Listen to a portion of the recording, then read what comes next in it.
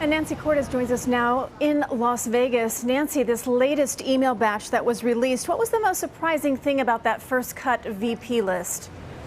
Well, first of all, how large it was, Christine. They started out with almost 40 names. And I was also surprised by how many business leaders were on that list, since we didn't really hear about a lot of these leaders during the vetting process.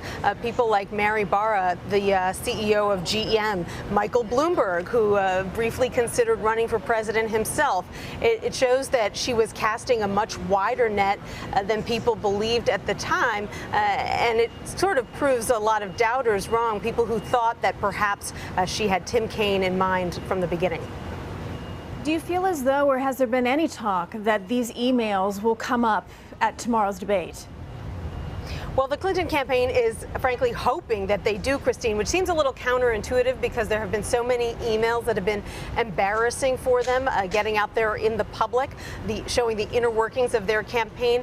But campaign aides said today that Hillary Clinton really wants a chance to talk on that debate stage in front of millions of people about the disturbing role that she says Russia is playing in this election. As you know, the FBI suspects Russia was behind some of these hackings at Democratic groups, and so she wants to make the case that Russia has been playing a very disturbing role, and that Donald Trump has been saying some very disturbing things that seem pro-Russian to her. With the lingering email cloud over her campaign, though, Nancy, you did mention that she's going to be pouring in a significant amount of money into traditionally red states. What are they hoping to get out of that? Well, first of all, they want to force Donald Trump to have to spend some of his resources in places that a Republican normally wouldn't have to, like Arizona. He now has to defend more turf. Beyond that, they're just sort of laying the groundwork for the possibility of a landslide where suddenly, it wouldn't just be the battleground states where this race was playing out, but perhaps in some of those borderline red states like Arizona, like Georgia, like Missouri.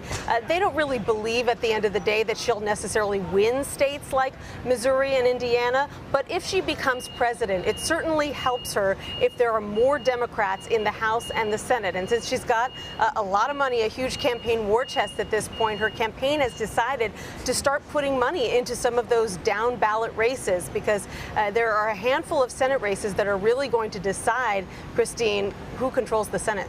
Yeah, a lot of people have been talking about that. That's a major point for sure. Nancy, with a 9-point lead going into this debate, what's the game plan for the Clinton campaign?